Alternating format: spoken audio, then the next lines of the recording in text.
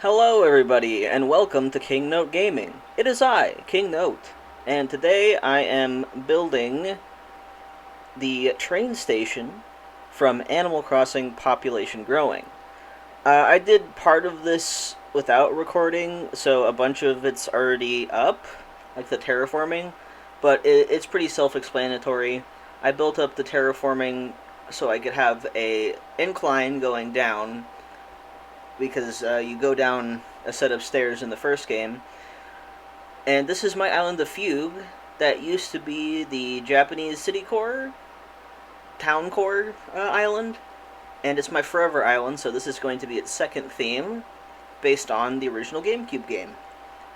I've been feeling pretty nostalgic lately. My 30th birthday was on August 17th, so I played the absolute crap out of the first game, and I was hooked on the series like instantly.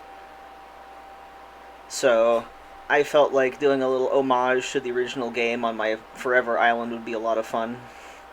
And here I'm just using a bunch of castle walls and like the red brick to, just be the sides of the train station. I'm going to be making my own custom track design. And as usual, when I make a custom design set for a build, I will include the process of me actually doing that, so stay tuned for that. You can see how I made the train tracks in a little bit. And here I'm adding in the fences before I do the terraforming, just because getting back there is a pain. And I'm extending the path as well. I thought it'd be pretty fun to have, like, an upper track part and then a couple of natural ramps. So you can still use the train station as like a shortcut to different places, but it also is like the train is going off to a different track. It kind of makes me think of the train ride in Spirited Away, because the train was like, most of the tracks were under the water, so maybe that's where the train goes. I'm saving enough room for a ramp. In the left corner, or the right corner over there, is where I'm going to put the post office, which I'm super excited about as well. I really miss Pelly and Phyllis, like, a lot. And I miss the post office a lot. I also really miss the police station. We had it in New Leaf. I don't know why we couldn't have Copper and Booker on this island, or on this game, but, seems like kind of a weird reboot of the series. Because they're getting rid of, like, they added a lot of cool stuff. They kept a lot of cool stuff, but they also got rid of a lot of stuff they added in New Leaf. Anyway, I'm rambling. There's not really much to say at this point. Here I am putting in the little items here. I also like having those construction items, like the little signs, just to say, hey, I'm not done with this section yet. I think it's kind of cute. I'm going to probably do that on more islands, just because they're going to be like, oh yeah, I was going to build something here, and also it's just cute that it has a construction sign.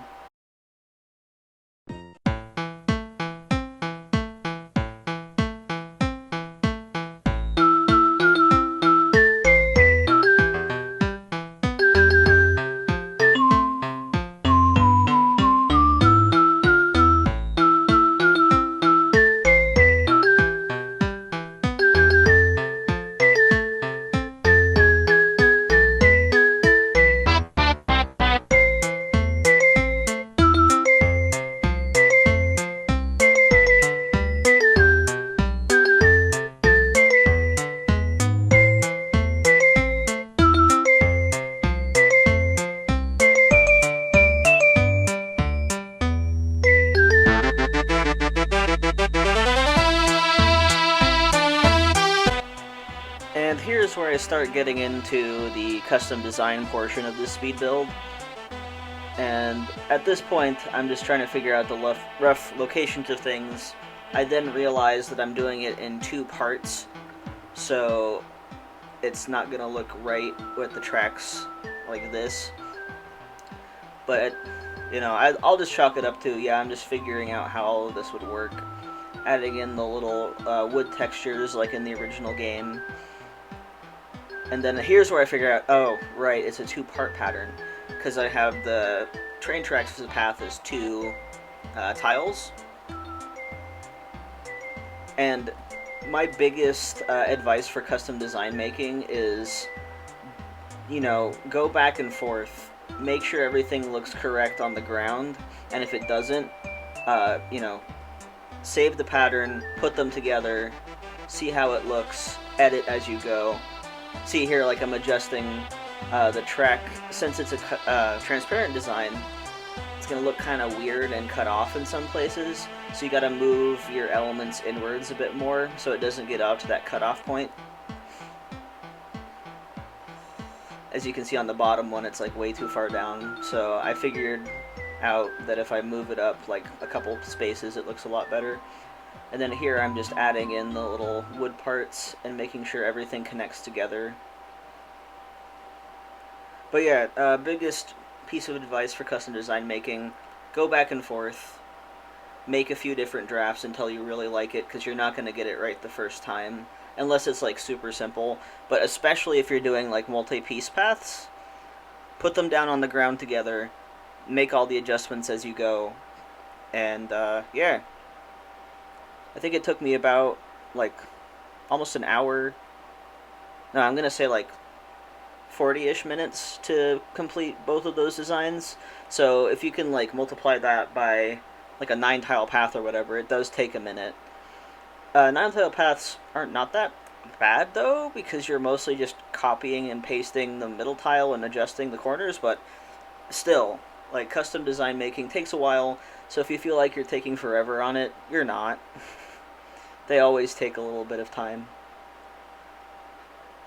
And now we're just finishing up the build, so I'm going to put on some music again and let you enjoy the rest of the build.